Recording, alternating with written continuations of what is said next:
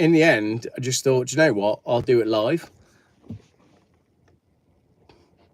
That wasn't a bird. It was a pterodactyl. Anyway, what I wanted to talk about was the big cat thing. I've been in a bit of a funk the last few days. I'm coming out of it now. But those of you that watched my live broadcast from Saturday will know that I was in a bit of a funk and I wasn't really feeling very filmy. And that mood has sort of carried on into where are we now? Wednesday. So I haven't filmed for a couple of 3 days. Anyway, I want to address what happened with the big cat thing. Evening, Bodie and Human. Right, the big cat thing. I just thought I'd address this live because it's kind of really funny the way it's all happened. Right, here's what went down. I went out and I went out for a drive on Sunday because the weather was really nice. Went out in my Renault, as you know, taking pictures of my Renault, and I look in the field and there's a black blob. And because I'm into the idea of big cats in Britain, and because I'm not really a dog person, I just went, yeah, I reckon that's a big cat. So I started filming the big cat, and I zoomed in on the big cat, and I'm only focused on the black blob in the field, right? And then I sent that footage to my friend Tim, who made the documentary on big cats. And Tim was like, here, Geoff, I think you found one in the wild. So I was all excited. That's when I went tracking all the footprints. Then I came home, quickly threw the video together. It wasn't very well edited. There wasn't much editing. There was no music. There was no nothing. I threw it on YouTube, trying to work out what I'd seen. Then what should have happened is the minute someone commented saying you could see the guy walking his dog, walking down the field, maybe I should have deleted the video at that point, because maybe that was enough then for me to go, hey, it was a dog. But at that point, I still had questions, right? There's the bit where it is between the trees and then it wanders off, and I was still not sure. And at this point, there's a lot of people sending me, like analysing the footage for me and saying, I think it's a cat, I think it's this, I think it's that, right? That's all fine. All this stuff on YouTube and on Facebook on a Sunday is fine. It's light-hearted. It's a bit funny. Here, Geoff thinks he's seen a big cat. Isn't that amusing? Oh, it's actually a dog, but it's okay because he's out for a drive with his Renault and the weather's good. It's a nice little video. He's out and about in the fields. Isn't this nice? That's all fine. That's okay. At that point, I'm all right with it. It's not a problem. I've been an idiot, right? Because you go from best case scenario is a big cat, and then you've got the headline, YouTuber tracks big cat across Worcestershire. Or if it's a dog, you can invert the headline and you can go, normal person gets tracked by YouTuber across Worcestershire. Both of those are funny. But what's not funny is what happened next, which is every single newspaper outlet picked up on the story, which was amusing to start with. You know, when I saw it in the local news, and I was like, yeah, that's fair enough because it's local. That's fine. But then like, it just got really silly, and it was in the Daily Mail, and then it was in the Express, and then it was in like Doncaster Press, and it was in every single local newspaper. It was in like so many of them. And what's weird about that is, let's say, for example, let's just pick a random number. Let's say that my story about seeing a big cat in a field, which, as we've already established, can quite quickly be debunked by the fact that you can see a guy walking in the field, right? So it's a non-story. So let's say 10 newspapers ran my non-story in the newspaper. That's quite funny.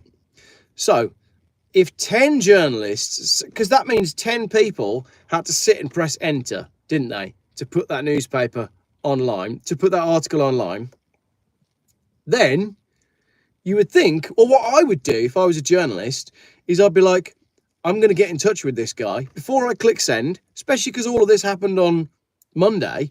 I would think, before I put this on the website, can I get in touch with this mythical Geoff Thompson from Worcester and see if there's been an update? Maybe I'll send him an email. Maybe Geoff has got an up-to-date comment. You know, maybe something's happened and he now knows that it's a dog and we don't need to publish this ridiculous story.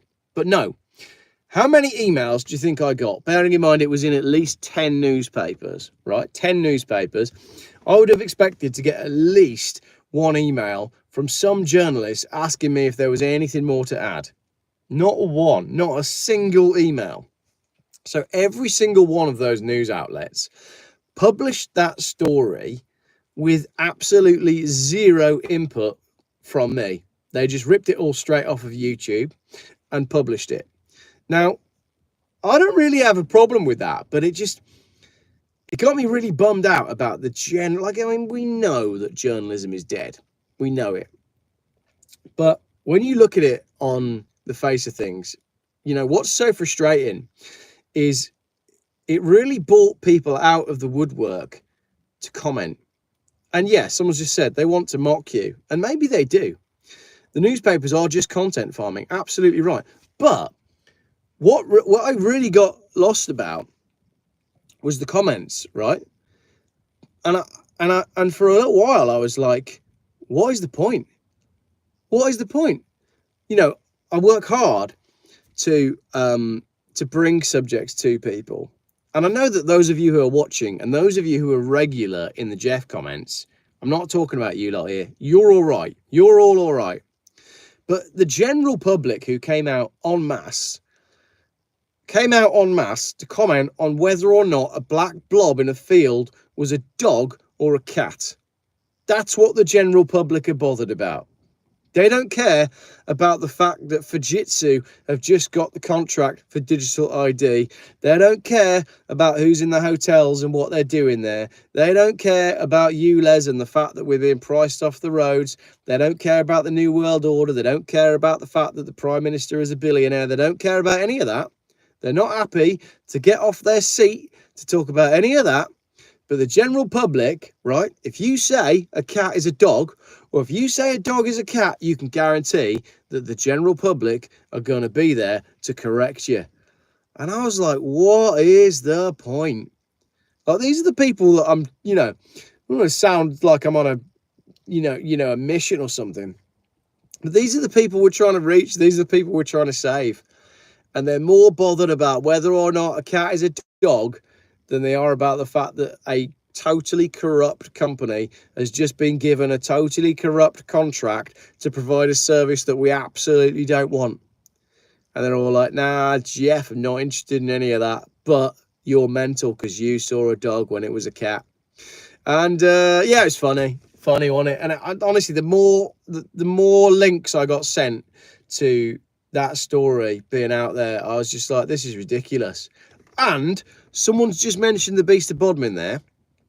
The other side of it is, okay, on this occasion, I saw a dog. Fine. It's funny. It makes for a funny video. I literally tracked a dog and its owner across a field on a sunny Sunday. I didn't lose anything. I had a nice walk, right? The sun was shining. My hackles on my neck were up. I was nervous. I was adrenalized because I thought I was tracking a big cat.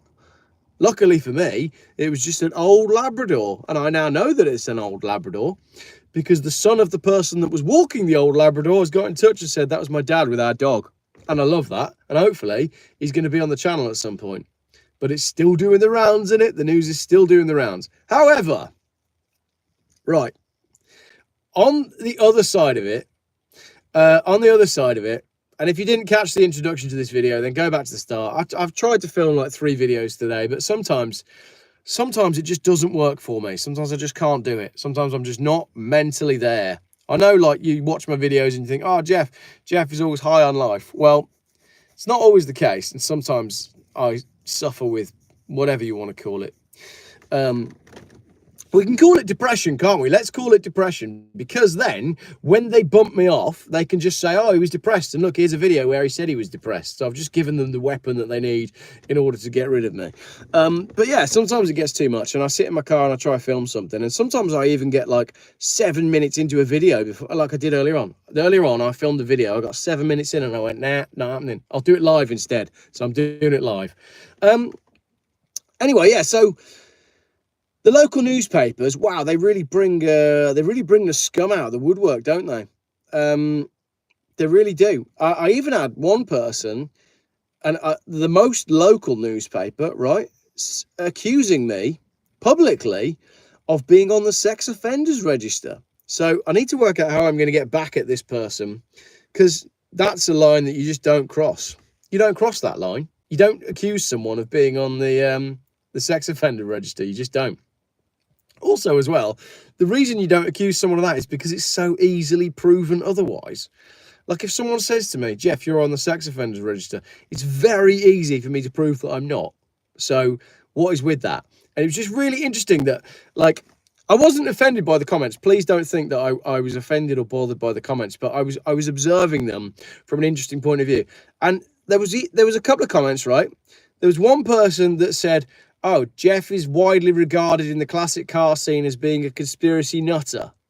And that just made me feel like, what am I doing it all for then? So when I worked my balls off to put a display on for a classic car show, and you're going to the car show being like, oh, Geoff's just a conspiracy nutter. I'm like, yeah, but maybe I am, but I've just presented this like super rare 1969 car for everybody to enjoy. And that just makes me want to pull back and be like, do you know what? Screw the classic car industry then, if that's what people are saying, because it's not right. And I'm sorry, but somebody point to the conspiracies on the channel. If somebody could like highlight where the conspiracies are on the channel, or where the fake news is, because most of what I tell you about is true. Like I'll tell you what, right? Like this one that I tried to film earlier on and I didn't really get onto it because it wasn't a very good video. This one. Okay, let's do this one because this is a conspiracy. German transport minister under fire for weekend driving ban threat. So yeah, so Geoff's just a conspiracy theorist in the classic car world. Geoff's just known as a conspiracy theorist. There's an actual article here saying that the German transport minister has suggested a ban on driving at the weekends. How's your classic car show going to go if you can't drive at the weekend? So no, I'm not really bothered. I just thought it was funny. Right, two things before we finish. One, there absolutely are big cats out in the wild. 100%. I didn't film one. I filmed an old Labrador, but I didn't know that at the time. However, there's a number of very interesting cases, and I'm good. Oh, cloud seeding in Dubai. Let's not go there because it is being actively suppressed. Geoff, one tosser in the comments, can't talk for all the classic car community. You are right. Okay, let me finish on this one. There's a story from Scotland, right, where a lady broke down in a very, very remote place late at night. And the RAC did their usual thing of being like, yeah, we'll be there any minute. We'll be there any minute. When the RAC finally turned up, and I'm going to do a video on this specifically. When the RAC finally turned up, they found her car. And then they found her body had been dragged through the woods for 1.5 miles eaten. Now, it was probably just an old Labrador, wasn't it? It's probably just an old Labrador. And then there's multiple cases where people have gone missing in the UK and they've been found half eaten up trees, which is another good one. Because what animal in the wild do we know that stashes its prey up a tree in order to eat it? Of course, it's an old Labrador. So there we go. I'm going to go down and do a video with Tim, who knows more about all of this stuff than I do. And we're going to talk about some of these scary stories where all this stuff has happened. Jay says, it's weird how all UK big cats are melanistic. They're not actually. A lot of them are sandy coloured pumas, but they don't all make the news. However, if you want to read a really interesting book, look up a book by Rick Minter. I can't remember the name of the book, but if you type Rick Minter into Amazon, you'll find Rick Minter's superb book on big cats in the UK. And what's really interesting about that is you get the witness accounts and testimonies that never make the newspaper. So when you read Rick's book, it's not like, oh, look, a YouTuber filmed an animal and it turned out to be a Labrador. It's more like, I was contacted by an old lady who is walking her very small and elderly spaniel who looked behind her on a very rural path in the Cotswolds and realised she was being stalked by a leopard. And every time she stopped, the leopard stopped. And it was down on its hunches and it was basically stalking the dog. And this little old lady is like, by the time we got a little bit further down the road, the dog had like frozen. She's dragging the dog on the lead because this cat is basically like closing in. And then it's not until they get to a road junction and a coach goes past and its air brakes make the noise that air brakes make, and then the cat scarpers. And like, that's never in the news. And there's like so much evidence that these cats are absolutely out there. Not sure about the werewolf in London, but the werewolf one is interesting. I mean, I'm basically a werewolf, aren't I? So if I ever go away for like 2 or 3 days at a time, just assume that I've turned into a werewolf, because that's basically me. Just joined. Have you talked about the cloud seeding gone wrong in Dubai? No, I'm not talking about that because I am being told from people who I trust that the news of that is being quite actively and actively suppressed. Basically, they don't want you to know about cloud seeding in Dubai, because then you're going to start asking questions about what's going on with the weather in this country, aren't you? Right, last thing, 2 things actually, 3 things. One, I've got a Geoffle going on. You know, you can get yourself a Geoff car for a tenner. The link is going to be, I don't know where I'll put the link. Go back retrospectively and you can find the link in the pinned comment on this page. That, on this video, that's going to be the Volvo 850 T5 and my Renault 11. Those cars can go. Finish with both of them. So they're both going on one night. That's cool. And then you're all like, oh, Geoff, what are you going to drive then if you're getting rid of the 850 T5? Yesterday, I went and took my Volvo 850 TDI, my beloved 850 TDI. I took it for an MOT and it failed the MOT quite catastrophically, actually. It was a pretty good MOT fail. So then I went and bought this instead. This is my new one. This is a Volvo V70 Estate 2.4 petrol manual, and it seems to do the trick. However, I've got 2 people that want to buy it off me already. One is a man who is so top secret, I can't tell you anything about him, but I can tell you that he did once accidentally import something from California on a military plane. And he's wanting to gift that thing to me, which is hilarious. But he's super top secret, so I can't tell you anything about him. He wants to buy this car from me.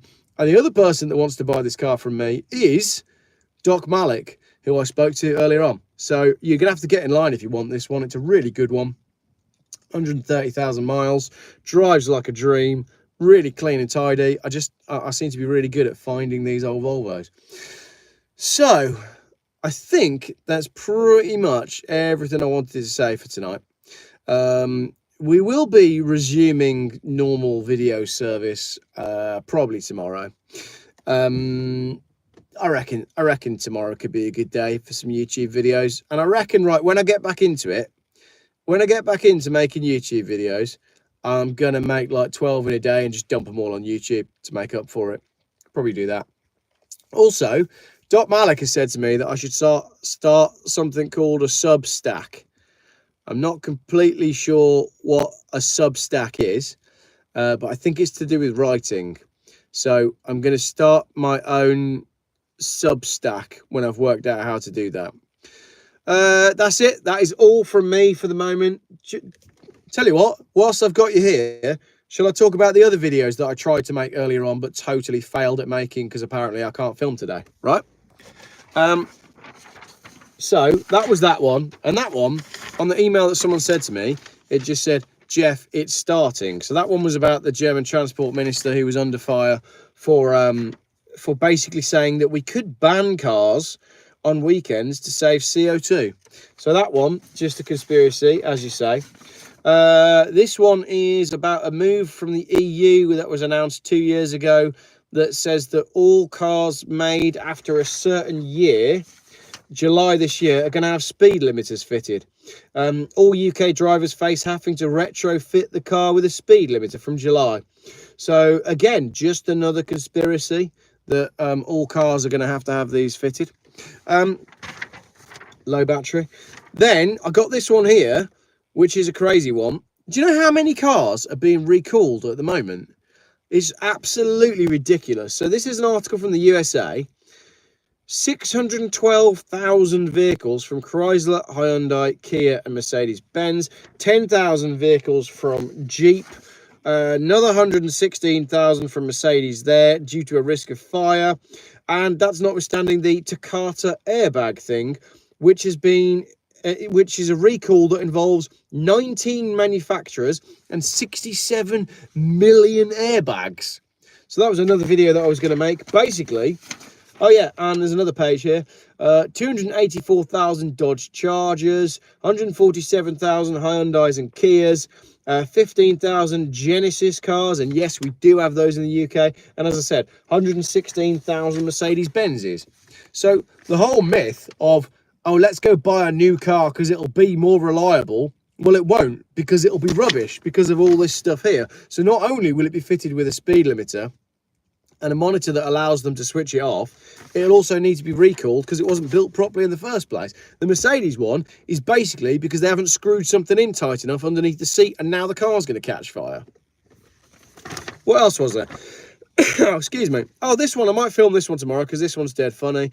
Renault sent me an £11,000 bill to repair my Zoe after the heater broke. My car is just 5 years old, and Renault wants £7,500 to fix my Zoe. Well, there's two stories there about Renault Zoes. People buying Renault Zoes to virtue signal or save the planet or save money, and then finding out that the £5,000 car that they bought needs £10,000 worth of repairs, rendering it a write-off. That happened to two people. That's in The Guardian today.